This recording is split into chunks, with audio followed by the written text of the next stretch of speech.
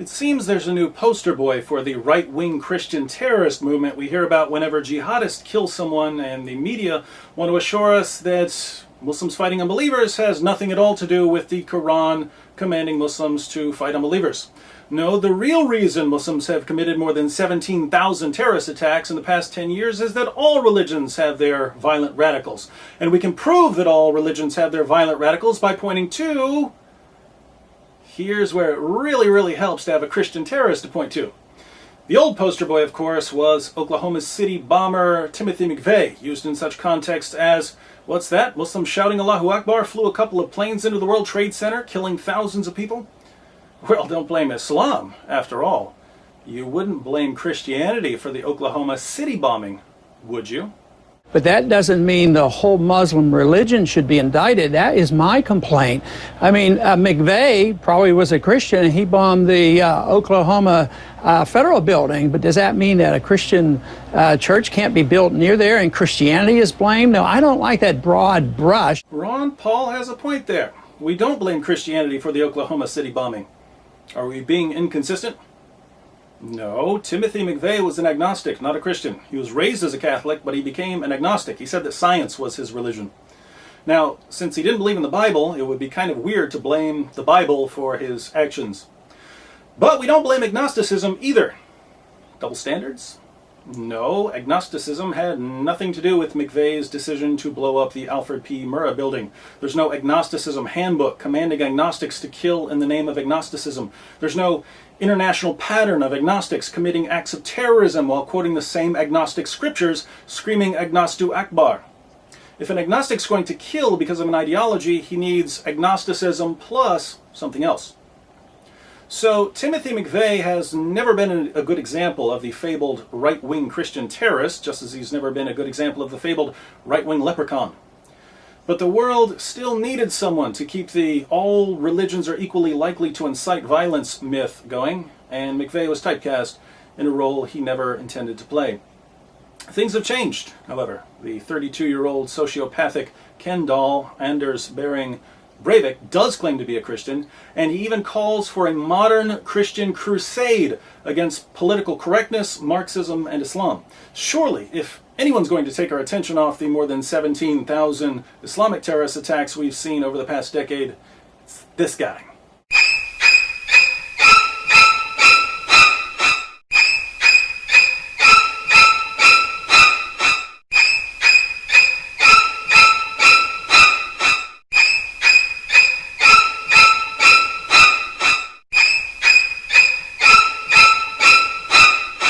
I suppose I'm absolutely deranged for even thinking about questioning the mainstream media's description of Breivik, but there is just one tiny little problem with labeling Breivik a Christian fundamentalist. He left us with a 1,500-page manifesto explaining exactly what he believes, and Christian fundamentalist, I assure you, he ain't. Breivik calls himself a cultural Christian, but he puts most European atheists and agnostics in the same category. He writes, "A majority of so-called agnostics and atheists in Europe are cultural conservative Christians without even knowing it. So what is the difference between cultural Christians and religious Christians? If you have a personal relationship with Jesus Christ and God, then you are a religious Christian. Myself and many more like me do not necessarily have a personal relationship with Jesus Christ and God. We do, however, believe in Christianity as a cultural, social identity and moral platform. This makes us Christian." Believing in Christianity as part of your cultural identity is what makes you a Christian. Well, how much Christianity do you need in your culture if you want to be counted among the Christians? Breivik tells us. You don't need to have a personal relationship with God or Jesus to fight for our Christian cultural heritage. It is enough that you are a Christian agnostic or a Christian atheist, an atheist who wants to preserve at least the basics of the European Christian cultural legacy, Christian holidays, Christmas, and Easter.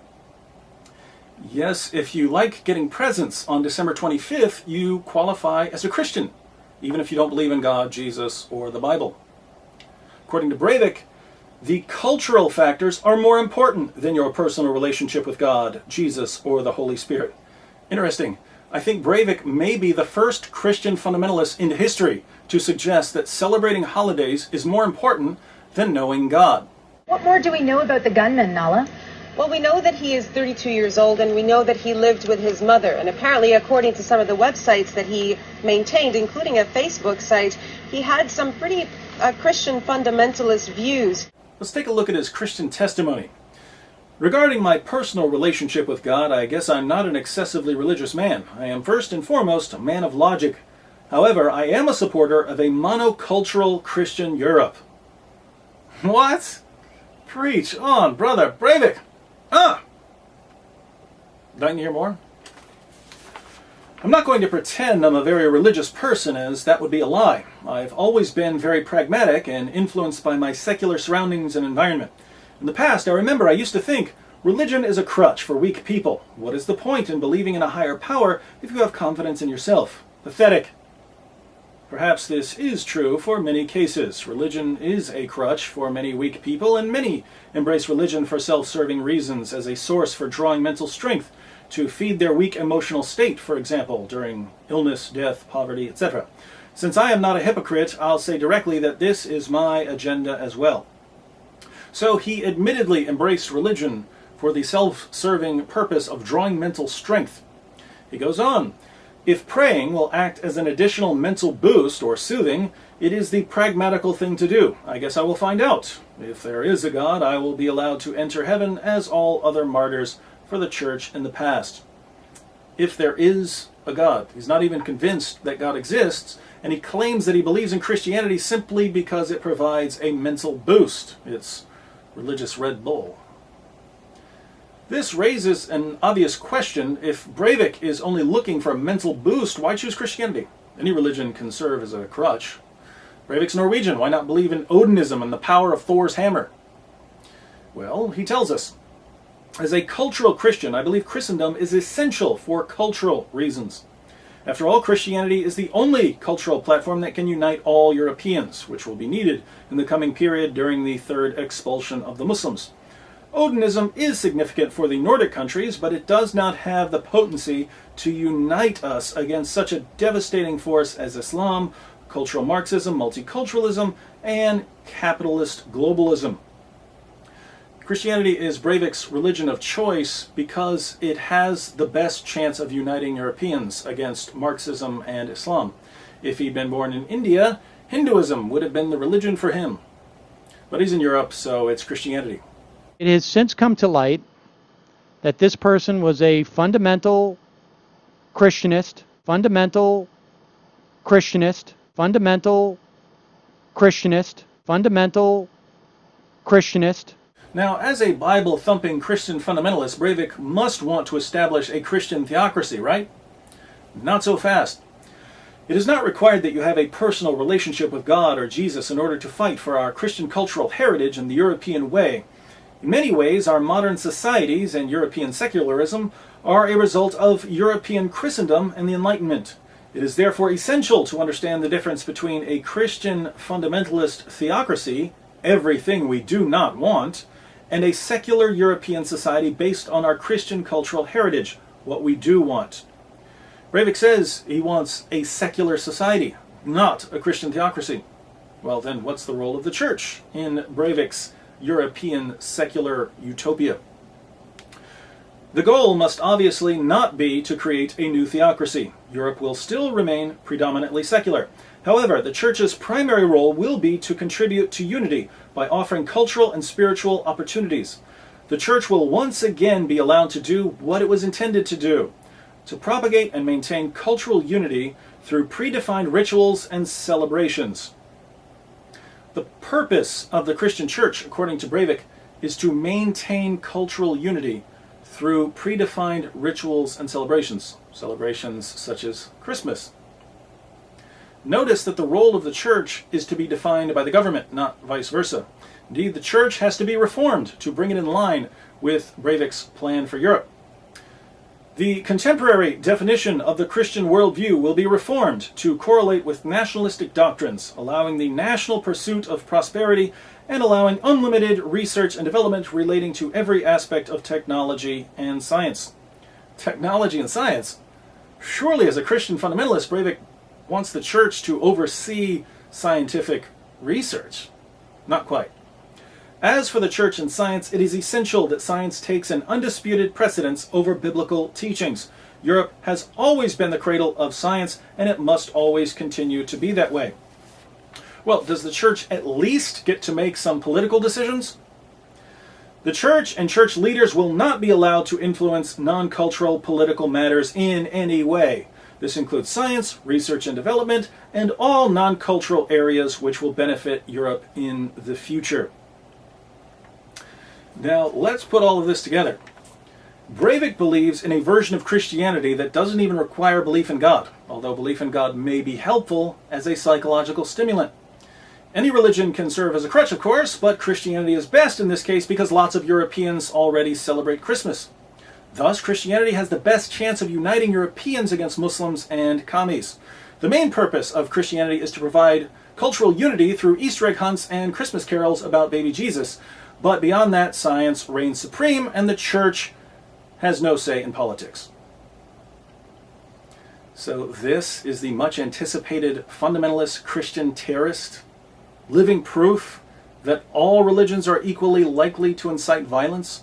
He is described as right-wing, a Christian fundamentalist, and having anti-Muslim views. Send Europe back to the days of white Christian domination. It turns out on Saturday we found out the attacks were carried out by Anders Breivik, a native Norwegian Christian. Seriously? Let me ask a question. What influence did Christianity have on Breivik's decision to kill a bunch of Norwegians? None. How did the Bible contribute to his views on Islam and Marxism? Didn't. If you read the Manifesto, Breivik's path to radicalism isn't hard to figure out. He grew up in Oslo, where he personally witnessed around 50 violent attacks by Muslims against non-Muslims. Breivik was even the victim in some of these cases. He knew girls who were raped by Muslims. Seeing over and over again how Muslim immigrants were treating the native Norwegians, he started wondering if Islam might be responsible. So he studied the Quran and the Hadith and found that Islam does indeed promote violence and intolerance. He wanted to go into politics, but he realized that the European political spectrum is dominated by multiculturalists who regard any criticism of Islam as racist hate-mongering. He also concluded that dialogue and debate are pointless because if you question Islam, the media will simply label you a Nazi and be done with you. Without any peaceful avenues available to him, Breivik saw his only options as do nothing or do something drastic. He decided on a by any means necessary approach, meaning he would do anything up to and including dropping a nuclear bomb on a European city if it would help stop the Muslim colonization of Europe. Since Breivik believes that resisting Islam requires a unified culture, and Christian holidays can serve as part of a unified culture, Breivik thinks Europe should embrace its Christian roots. So what we don't have here is a Christian fundamentalist using violence to spread the gospel. Breivik is a person who hates Islam and Marxism and who's willing to use any tool that will help him rescue Europe from what he regards as cultural suicide. If Christianity will help, he'll be a Christian. If violence will help, he'll slaughter dozens of teenagers. That's the message you get from Breivik's Manifesto. You also learn that Breivik is an egomaniac, a sociopath, and a total loser who can't stay away from steroids or prostitutes, and who spends entirely too much time playing video games and photoshopping pictures of himself.